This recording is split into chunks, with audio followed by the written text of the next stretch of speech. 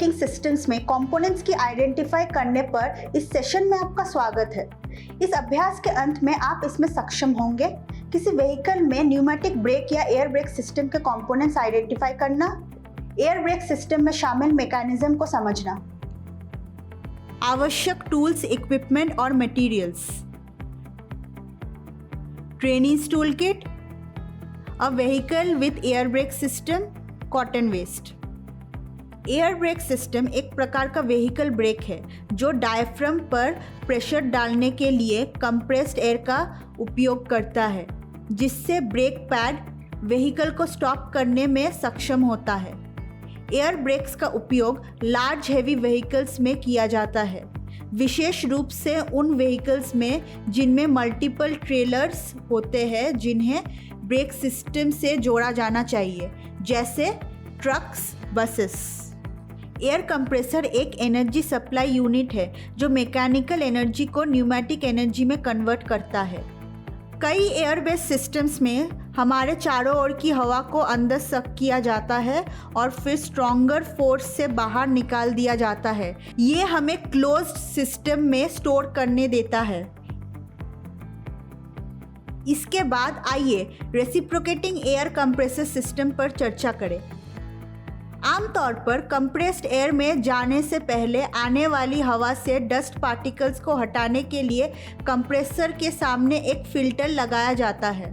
एक pressure rated reservoir breaking या auxiliary air system के लिए आवश्यक होने तक कंप्रेस्ड एयर को स्टोर करता है। इंजन या कंप्रेसर फेलियर केस में कई बार ब्रेक लगाने के लिए इनफ एयर स्टोर करना आवश्यक है। किसी व्हीकल पर रिजर्वॉयर्स के नंबर और साइजेस पार्किंग ब्रेक कॉन्फ़िगरेशन के साथ साथ ब्रेक चेंबर्स नंबर और उनके साइज पर निर्भर करेगा। सेफ्टी वाल्व ये सुनिश्चित करता है कि यदि गवर्नर कंप्रेसर से हवा बाहर नहीं निकलता है तो टैंक एक्सप्लोड ना हो जाए। स्प्रिंग लोडेड बॉल वाला वाल्व रिजर्वॉयर से एटमॉस्फेयर तक हवा को एग्जॉस्ट कर देता है और इसका प्रेशर स्प्रिंग्स फोर्स द्वारा सेट किया जाता है।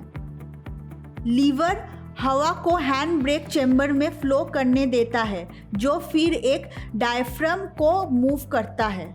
एक ब्रेक चेंबर का उपयोग कंप्रेस्ड एयर के फोर्स को मैकेनिकल लिंकेजेस में ट्रांसफ़र करने के लिए इस्तेमाल किया जाता है। ब्रेक चेंबर एक सर्कुलर कंटेनर होता है जो बीच में एक फ्लेक्सिबल डायफ्राम द्वारा डिवाइड होता है। डायफ्राम एक फ्लेक्सिबल मेम्ब्रेन होती है जो प्रेशर बदलने पर चलती है, जिसका उपयोग अक्सर विभिन्न मैकेनिकल सिस्टम्स में किया जाता है। Service brake chambers vehicles brake लगाने के लिए एयर प्रेशर को मैकेनिकल फोर्स में कन्वर्ट करते हैं। फोर्स एयर प्रेशर और डायफ्राम साइज पर निर्भर करता है, लेकिन डायफ्राम लीक ब्रेक चेंबर के हवा को इफेक्टिवली एस्केप होने से कम कर देता है। व्हील के रोटेशन को स्टॉप करने के लिए आमतौर पर व्हील के पास एक्सेल पर एक ब्रेक चेंबर माउंट किया जाता है। ब्रेक असेंबली में स्टीयरिंग एक्शन के कारण बैकिंग प्लेट पर लगे ब्रेक चेंबर और स्लैक एडजस्टर शामिल है। एक ब्रेक चेंबर आमतौर पर एक्सेल पर ब्रेकिंग व्हील के पास होती है। जैसा कि पहले चर्चा की गई है, एयर प्रेशर डायफ्राम को पुश करता है और इसका रिजल्ट पुश रॉड और ब्रेक पिस्टन का मूवमेंट है। ये ब्रेक कैमशाफ्ट को ट्विस्ट करने के लिए पुश रॉड का मोशन कन्वर्ट करता है और ब्रेक प्लेट्स को मूव करने के लिए इस कैम्स को कन्वर्ट करता है। ब्रेक चेंबर में एयर डायफ्राम पर एक्ट करती है, जिससे कैम पुश रॉड और एडजस्टेबल लीवर के माध्यम से ब्रेक ड्रम के अंदर रोटेट होता है। ब्रेक प्लेट व्हील ड्रम की ओर फ्रिक्शन पैदा करेगी और व्हील को मोशन से स्टॉप करने में मदद करेगी। जब प्रेशर रिलीज होता है तो रिटर्न स्प्रिंग डायफ्राम और पुश रॉड को रीसेट कर देता है, जिसका रिजल्ट व्हील रोटेशन है। अब आइए चर्चा करें कि फुट वाल्व कैसे वर्क करता है। ड्राइवर ब्रेक एयर को पेडल प्रेशर द्वारा रेगुलेट किया जाता है। इसे एग्जॉस्ट पोर्ट के माध्यम से रिलीज करता है। फुट वाल्व ब्रेकिंग लगाने के लिए रिजर्वॉयर से कंप्रेस्ड एयर ड्रॉ करता है और इसे फुट ऑपरेशन के माध्यम से अप्लाई करता है। फुट वाल्व में 2 इनलेट्स और 2 आउटलेट्स होते हैं। इनमें से एक पेयर को प्राइमरी और दूसरे पेयर को सेकेंडरी कहा जाता है। कंप्रेस्ड एयर आमतौर पर सप्लाई पोर्ट में होती है, जबकि डिलीवरी पोर्ट को एटमॉस्फेरिक प्रेशर पर रखा जाता है। जब ब्रेक लगाया जाता है तो ये प्लंज को गति देने का कारण बनता है। प्लंज नीचे की ओर ट्रैवल करेगा, जिससे प्राइमरी पिस्टन मूव हो जाएगा। यदि ये आगे बढ़ता है तो एग्जॉस्ट वाल्व क्लोज हो जाएगा और प्राइमरी इनलेट वाल्व अपनी सीट से बाहर पुश कर दिया जाएगा। इससे प्रेशराइज्ड एयर एग्जॉस्ट पोर्ट तक पहुंच जाएगी।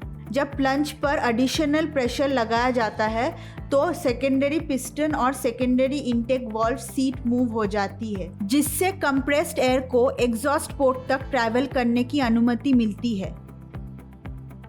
जब ब्रेक लगाया जाता है तो ये प्लंज को गति देने का कारण बनता है। प्लंज नीचे की ओर ट्रैवल करेगा, जिससे प्राइमरी पिस्टन मूव हो जाएगा।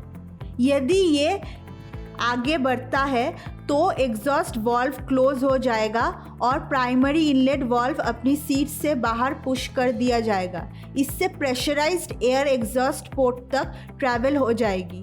जब प्लंज पर एडिशनल प्रेशर अप्लाई किया जाता है तो सेकेंडरी पिस्टन और secondary intake valve seat move हो जाती है, जिससे कंप्रेस्ड एयर को एग्जॉस्ट पोर्ट तक जाने की अनुमति मिलती है। आइए एयर ब्रेक सिस्टम में कंपोनेंट्स आइडेंटिफाई करने पर इस विषय को संक्षेप में प्रस्तुत करें। इस विषय में हमने ये सीखा है, entire air brake system brake assembly में कंप्रेस्ड एयर के क्रिएशन और स्टोरिंग से स्टार्ट होती है, जिससे व्हील्स मोशन स्टॉप हो जाती है। ब्रेक फुट वाल्व कैसे वर्क करता है, इसके बारे में भी हमारे पास डिटेल इंस्ट्रक्शंस है।